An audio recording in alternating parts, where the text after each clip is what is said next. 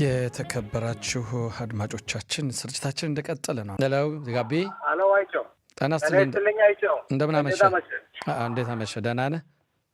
ሰላም ነኝ ተባከገነ ይሁን። እንግዲህ አንተ ጋር የምንወያየው በተለይ አዲስ ገቢዎችን አዲስ ከኢትዮጵያ የሚመጡ ያን በተመለከተ ያለው ሁኔታ ምን ይመስላል? ትናንት በስርጭታችን ሰፋ ያለ ውይይትም አድርገንበት ነበር። ያለው ሁኔታ ምን ይመስላል? ምን ደረጃ ላይ ነው ያለው? የሚያስመጣ ኮሚቴም ተቋቁሟል። በኮሚቴው መካከል ነው ወይስ ከሌሎች ሰዎች ጋር አለመጣጣምም አለመግባባትም አለ? ምንድን ነው ጉዳዩን? እስኪ ለእኔም ለአድማጮችም ይፋ አድርግልን፣ ግልጽ አድርግልን።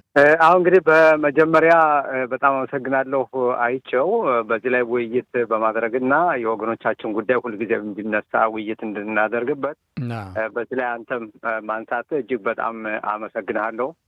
ከዚህ በመቀጠል ያው ይህንን ትግል በመምራት ከ33 ዓመት በላይ ዶክተር አብርሃም ንጉሴ ይህን ትግል ሲመራው ቆይቷል። በዚህም ደግሞ ከ70,000 በላይ የሚሆኑ ወገኖቻችን ወደ እስራኤል ለመግባት ችለዋል። ይህም ደግሞ በየጊዜው 34 ዓመት እየወሰደው 1 ዓመት ሲከፈት 2 ዓመት ሲዘጋ አልያው ማለት ነው ከኢትዮጵያ የሚደረገው ጉዞ እንዲሁ 1 ዓመት ሲከፈት 4 ዓመት ሲዘጋ በዚህ ሁልጊዜም በከፍተኛ ትግል በየጊዜው እንዲቀጥልና የመንግስት ውሳኔ ተወስኖ ወገኖቻችን እንዲመጡ ከፍተኛውን ትግል ሲደረግ ቆይቷል። በየጊዜውም ይህን ህዝቡንም በማስተባበር ይሄ ጥሩ እንዲዘጋ ሲያደርግ ቆይቷል። በ2015 ዓመተ ምህረት ዶክተር አብርሃም ንጉሴ ወደ ክነሴት በመግባቱ ምክንያት ያኔም እሱ ሲመራ የነበረው ድርጅት ከዛ በኋላ እሱ ድርጅቱን መምራት ስለማይችል ከዛ በኋላ ደግሞ ይህን ድርጅት የሚመሩ ሌላ ታጋዮችም እንዲሆኑ እሱም በጊዜው አስተባብሮ እነዚህም ደግሞ እንዲመረጡና እነዚህ ደግሞ ትግሉን እንዲያስተባብሩት ተደርጓል። እሺ በ2018 ይህን በተመለከተ ህዝቡ ተላቪቭ ላይ ተሰብስቦ ያው ይህን ትግል የሚያስተባብር ያስፈልጋል በሚል በኮሚቴነት የአገር አቀፍ የትግል ኮሚቴ መርጧል ህዝቡ። ያም 7 ስራ አስፈጻሚ ኮሚቴዎችና 3 የቁጥጥር ኮሚቴዎችን መርጧል።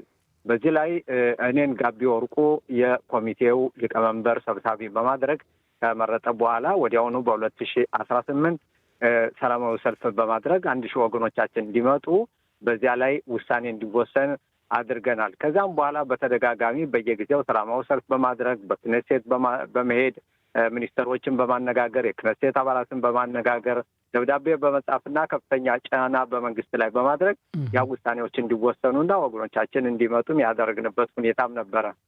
በዚህ 2 ዓመት ግን የተቋረጠበት ሁኔታ አለ። አንደኛ ጦርነቱን ሁላችንም እናውቀዋለን። ጥቅምት 7 2023 ከተከሰተ አንስቶ ያለንበት ሁኔታ ሁላችንም በዚህ ላይ ነው። ግን እዚህ ላይ ጋቢ እዚህ ላይ አሁን ትናንትናም በነበረን ስንወያይም በጦርነቱ ምክንያት እየተባለ ለምን ሰበብ ይሆናል? ጦርነቱ የሚረብሸው ለእኛ ለኢትዮጵያ ላሉት ለቀሩት ወገኖቻችን ነው ወይ? ዩክሬንም ውስጥ እኮ ጦርነት እያለ በሌላ ቦታም የመጡ አዲስ ገቢዎች አሉ። ጦርነቱ ለእኛ ላይ ብቻ ነው የሚሰራ ብለው የጠየቁም አሉ። በትክክል ተገቢና ትክክል ጥያቄ ነው። እኛም ስንጠይቀው የቆየን ጥያቄ ነው። ለዚህም ነው ባለፈው ማለትም በአንደኛው ወር 2025 ዓመተ ምህረት ሰላማዊ ሰልፍ አድርገን አንዳንዶች ደግሞ ለምን አሁን በጦርነት ወቅት ሰላማዊ ሰልፍ ወጡ ብለውም የተቹን ሰዎችም ነበሩ። ትክክልና ተገቢ ጥያቄ ነው። ይህም በምናይበት ጊዜ ከዩክሬን አይምጡ ብለው የሚሟገቱ ሰዎች የሉ። ከኛ ግን ራሳችን ከኛ ማህበረሰብም ወጥቶ በደብዳቤም እየወጣም በክነሴት ውስጥ ያሉም የሚቃወሙ አሉ። ስለዚህ አሁን ምንድን ነው ያለ? እኛ የምንዋጋው አሁን እየታገለን ያልነው አንደኛ መንግስት ውሳኔ ወስኖ ወገኖቻችን እንዲያመጣ የምናደርገው ትግል፣ ሁለተኛ አይምጡ እያሉ የሚሟገቱትን እስከ በክነሴትም ይሁን እንዲሁም በከፍተኛው ፍርድ ቤትም ከዚህ በፊት ሄደው እንዲሁም ደብዳቤዎችን እየጻፉ በጣም በርካታ እንቅስቃሴዎችን የሚያደርጉትን እነሱንም በመዋጋት ረገድ፣ በሁለተኛ ደረጃ ደግሞ ማህበረሰባችን አንዳንዴ ሳይረዳውና ሳይገባው የአንድነቱን ትግል በመተው ወደ ጎን በመሄድና ያ ደግሞ ተስፋ የሚያመጣ የበለጠ ወገኖቻችን ዛሬ ወይም ነገ የሚያመጣ መስሎ የሚታየው ያንም ደግሞ በማስረዳት ሁኔታ ነው እንግዲህ ሁልጊዜም ያለ ነው። ይህ ማለት ምንድን ነው? እኛ አሁን በአንድ ላይ ሆነን እየታገልን ወገኖቻችን የሚመጡበትን መንገድ የምናደላድለውና ወገኖቻችን እንዲመጡ አሁንም የምንታገለው በአንድነት ሆነን ስንታገልና ፍሬም የሚያፈራውና ውጤት የሚመጣው በዚህ መልኩ ነው። በመበታተንና ትግሉንን ከ4 ከ5 በትኖ ከዚያ በኋላ ውጤት ይመጣል ብለው የሚያስቡ ሰዎች ካሉ ይህ በጣም ትልቅ ስህተት ነው። አንድ ነገር አለ አይቸው ከዚህ ላይ መጥቀስ የምፈልገው ምንድን ነው? በሀገራችን ስጦ ይሰጣልና ከዚያ ላይ ለምሳሌ አንዳንድ ዶሮዎች አሉ በጎን መጥተው ያንን ስጦውንን ሆዳቸው እስኪሞላ ድረስ እየለቀሙ የሚበሉ።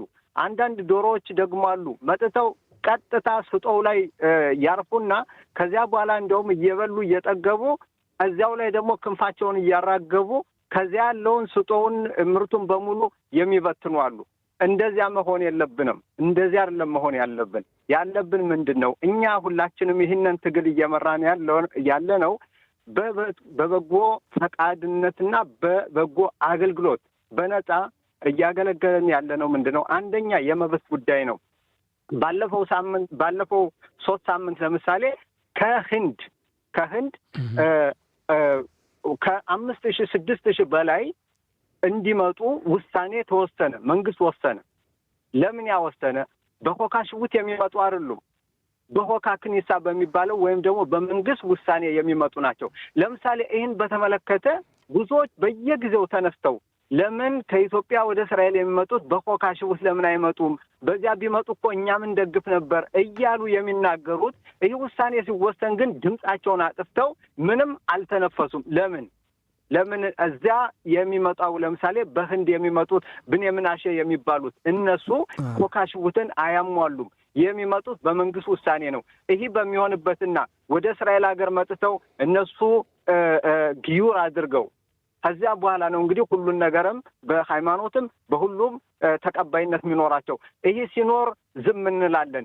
አሁንም ይህም ከኛም ማህበረሰብ ነው። ለዚህ ሲሆን ዝም አልነ። ግን ከኢትዮጵያ ያሉ ወገኖቻችን ይመጣሉ በሚባልበት ጊዜ ግን ሁልጊዜ የሚነሱ እጅግ በጣም አድካሚ የሆኑና መንግስትንም ያሰለቻሉ። በየጊዜው የሚያዩ ምንድን ነው? መንግስትም በዚህኛው ከፍሎ ወደዚህኛው ሄድና አንድ ነገር ይላል። ያን ደግሞ መቋቋም ሲቻል ደግሞ ሌላ ነገር ደግሞ ይመጣል። ስለዚህ በአጠቃላይ እኛም ያስፈልገን አሁን መታገል መናናቅ አይደለም። በየጊዜው እየወጡ ኮሚቴ የለም የሚታገል የለም እያወቁት እኮ ነው እየተሰራ እያዩት በየጊዜውም ደግሞ ይህ የምንሰራውን ሪፖርት እያደረገን ከሚኒስትሮች ጋር የምንገናኘውንን ሰላማዊ ሰልፍ በዚህ ዓመት ብቻ ለምሳሌ 2 ታላላቅ ሰላማዊ ሰልፍን አድርገናል። አገር አቀፍ የትግል ኮሚቴ እኔ የምመራው ኮሚቴ በዚህ ዓመት 2 ታላላቅ ሰላማዊ ሰልፍ አድርገናል በአንደኛው ወር። ከዚያ በኋላ ደግሞ ባለፈው 2 ወር ደግሞ እንደዚህ አድርገናል። 2 ህዝባዊ ስብሰባ ደግሞ 2 ታላላቅ ህዝባዊ ስብሰባ አካሂደናል። ያም ደግሞ በይፋ ለህዝቡ ነገረን። ህዝቡ መጥቶ ተሰብስቦ ባለፈው 1 ወር ከምናምን ናታንያ እጅግ ታላቅና ሰፋ ያለ ስብሰባ አካሂደን ሚኒስትሮች የተገኙበት የክኔሴቱ አፈ ጉባኤ የተገኘበት ይህንን በየጊዜው እየተደረገ ግን አሁንም ምናልባት መናገር ከቻልን መናገር አለብን ብለው ሁልጊዜም ኮሚቴ የለም ሚሰራ የለም ጠፍቷል የሚሉት ራሳቸው እንኳን በስብሰባ እየተገኙ እኛ በጠራነው ስብሰባ ተገኝተው ከዚያ በኋላ የሚሉት ኮሚቴ የለም ይላሉ። ይሄ አይደለም። ይሄ ምንድን ነው?